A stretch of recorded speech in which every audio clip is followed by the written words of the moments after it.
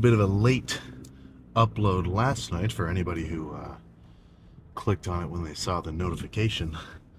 But I got some shit going on, man. I got a line of all sorts of little projects and fill my head with economics info and Excel sheet, whatever else, and thermodynamics and fucking all sorts of bananas. And the worst part is all unrelated to lifting. I mean, nothing that's gonna improve my pumps. If anything, potentially gonna kind of get in the way of me making sure I get my meals in, and it could actually affect the pump. And as I'm sure you know, anything that'll kind of get in the way of that, yikes, not awesome. But then again, that's probably just like a physical representation of my irresponsibility with outside factors of the gym, which I should really just maybe get on top of more, so that when I actually do have extra shit, it doesn't interfere. I'm sure there's millions of lifters out there right now. Oh man, I'm busy studying, I can't go to the gym. Come on. I know you're not doing an actual straight 8-hour study session per day, right? You got an hour. You got an hour to get in the gym, man. Come on, get real. Get freaking real. So, what's the plan for tonight? Chest, and potentially a little bit of extra something at the end. Potentially some calves. I will see. But I really wish that this gym had a Smith machine. I would love some incline Smith right about now. But unfortunately, I am be stuck with machine press, I guess I could do dumbbell bench, but the dumbbells aren't really heavy enough. At least not for what I would like to use. And then incline barbell. But that'll still be pretty good. So I'm sure once I finish warming up my tris and my shoulders and a little bit of back, plus some chest activation, that I'll probably just jump on incline barbell like normal. A couple. I think I might tone back the weight a little bit. When I do, like the last chest day was like 3 plates and a 25 for, I think I got maybe 8 with assistance too on a few of those. Sometimes that feels just a little bit too hefty. Like if I'm really on it that day, good combination of rest, food, hydration, everything, and I'm just like extra strong, then it does feel pretty good for me to do a real heavy set, because I'm just kind of throwing weight around, ton of tension. But like, I don't know, I almost want to say good tension, but in terms of actually getting a pump, sometimes when I do a set like that, that's, the reps are already grinders in the beginning. I don't know if that's necessarily the best method. Like if I were to do, like let's say I could do 4 plates tonight. I don't think I can, but let's say I could do 4 plates for like 8 reps, and I do 1 set of that and then move on to like 3 plates for 12 or something like that.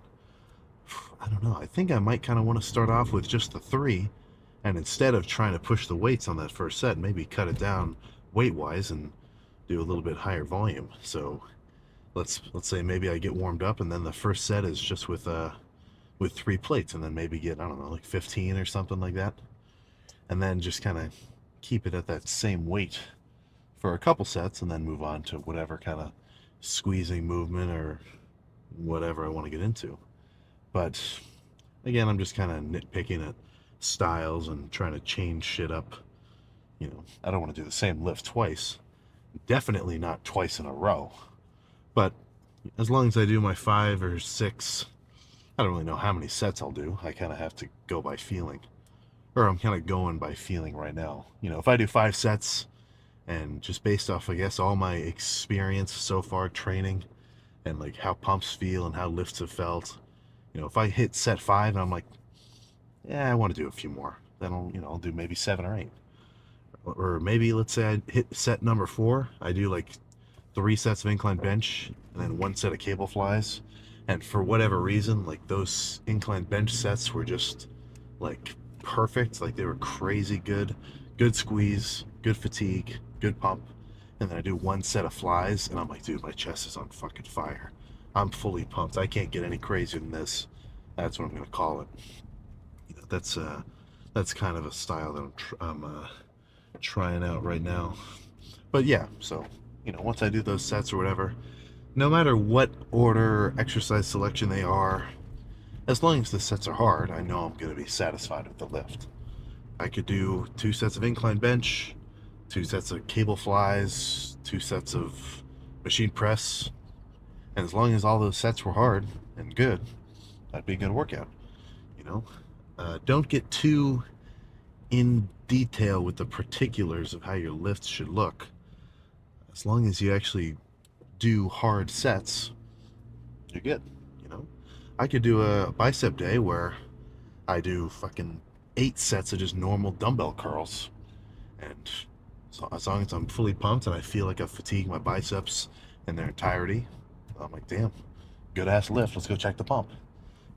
So same thing with back or anything else. I could just sit there and do 3 sets of pull downs and then 3 sets of cable rows, and if I feel well fatigued, I got a good pump, just overall I'm satisfied with the lift, then I think that's within the range of volume, which is going to be good for you.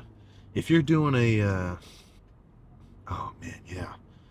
And then, I don't know, even if you do a lot of volume, like let's say you're busting into like the 15 set range, I mean, sure, those sets may not be as intense as like a 5 set workout, but you're still kind of like overloading your whatever muscle you're trying to hit with work. So I think that's still going to work too, man. When I started out lifting, I was doing like 25 sets a workout. So my chest and tricep day was literally 25 sets of chest and 25 sets of pushdowns. I was doing like a 5x5 style, 5 exercises, 5 sets each. Now those sets were kind of fluffy. I think I would have been better off with sets where I really made sure everyone was like pushing it to the limit, in a Dorian Yates, Mike Menser-esque style. I do kind of lean towards that technique. But as long as you're in the gym and you're going hard, you're going to be making progress. And if you don't, if you plateau, then, just take a step back, look at what you've been doing, and try to adjust it accordingly. So I'm going to try not to let this Jeep crash into me and park and get started. He's working on it. All right, let's get in there. All right. Now that was a nice little freaking pump. Today was kind of weird for me. Usually, it's hard to distract me before I start my lift. Now, I don't mind being in here for like an extra hour and a half talking to somebody, or if there's a little posse and we're all just kind of walking around, whatever, everybody's done lifting. It's kind of just like a hangout spot in a way. Of course, after the workout's over, But I don't know. Today I was talking to one of my dudes in there, and I was going on for like 30 minutes. He was done, and I hadn't started yet. But usually it's the other way around. Usually I wait until I'm finished before I start yapping. But whatever. I took a little bit extra long with my warm-up too. I usually don't show it just because it's kind of, there's not really much to say when I'm warming up. I just do some tricep push downs, some rotator cuff activations, like, when you grab like a light pair of dumbbells in front of the dumbbell rack and you sit here and you do these, really just kind of get my whole shoulder joint warmed up. And then when I'm on the cables, some rows too. I want my back to be nice and activated so I can have a stable base to press from. I'm sure any power lifter worth their salt, when they hear me say that, they're like, yeah, he knows what he's saying, right? And then some, cable presses just to make sure my pecs are nice and warm. Going through that whole process, apart from the fact that it just makes me feel better when I'm pressing, it feels better to be warmed up before you throw any crazy weight around. I think that goes without saying. But it also it'll tell me if anything's a little funky. Like, my right chest has a history of being a little fucked up. One time when I was younger, I say younger, it was only like 2 years ago. This was back, I feel like I've told this story before, but I'll bring it up again. I'd say this was my worst pec injury. Now, it wasn't like hospital worthy, it was just no more chest for a while, let it kind of heal itself up. Like there's no bruising on the skin or anything. But I'm doing flat bench, which I never do. I happened to, all the other benches were taken. I'm like, yeah, fuck it. And of course I go too heavy. I'm doing like three something flat. Just rep after rep. Probably didn't even warm up enough either, like a total chump. But, you know, rep number 5, oh, feel something. And not like a snap. Like, I've never had like a tendon or anything like that rip off, but the basic description of how I hear that kind of shit goes is like when you pull a tendon off, or if you really hit something like that, you don't necessarily feel a pain. It just kind of happens, and then you're like, oh shit, fuck, you know. But with a muscle, that fucker hurts. So I'm doing my heavy reps, which totally was not warmed up enough for. Total chump move. And my right went real kind of deep. Oh, burning. I fucking instantly have the guy who's spotting me grab it, rack it. Or actually, no, I think maybe I did an extra rep too, just to push through it. Like if I was being a total fool before for not warming up, I was being a complete fucking idiot for doing another rep. Fucking beyond rookie move. But yeah, I didn't do any heavy pressing for chest for like 2 months. I wanted to totally let it chill out. So every so often, if I do something which kind of tweaks it, like let's say I don't get very good rest, not very well hydrated or well fed, and then maybe I do a chest day and jump into the weight a little bit too early without warming up, then sometimes I might feel it a little. So that warm up it can be a bit of an indicator to me, like, okay, you feel a little tight, you feel a little tense in there, maybe you should chill out, do a bit of a lighter squeezing day instead. Or maybe if it feels really crazy, you know, no chest at all, just do something else. So the warm-up serves 2 purposes. For me, with chest requires the most warm-up out of any lift, just because it's kind of, well, obviously you got a lot of moving parts, especially inside of your shoulder, which are pretty delicate, and you can fuck them up pretty easily. And not only from just like hearing that, but, you know, from my own experience, I just know that when I do a good warm-up, I make sure my triceps are exposed to some weight, plus my front delts too. I mean, I'm not just doing a little bit of rotator cuff work. You know, I'll stand in front of the dumbbells, do a couple rotators, do a little bit of rear delt activation, do some front raises, because my front delts are going to come into play a little bit, and having just everything up here warm is going to make me feel better when I really try to push it weight-wise with the pressing. Yeah, but what the hell was I even saying? Oh yeah, no, so today I spent extra long warming up, partially just because I was doing a little chatting during the warm-up, but made pressing feel pretty good. You know, maybe I'm going to take a little bit longer with those. Now these warm-up sets that I'm talking about, they are not working sets. This is not me doing legit work. I'm just sitting there with a moderate weight, you know, maybe 5 reps of tricep pushdowns and then racking it done, you know. So, but good hard sets, definitely like having a spotter. And like I was saying on the way in here, I am having separation anxiety. I miss the Smith machine, man. I miss it. And they had some of the best Smith machines I've ever used in this gym. I don't know why they got rid of them. You know, it doesn't hurt, but it's just a cold ache on my soul that they got rid of those. But another benefit of having multiple gym memberships, if I'm really dying for an incline Smith, I'll just go somewhere else. Boom, problem solved. So, hard chest day. Time to transition back into studying mode. Not ideal, but whatever.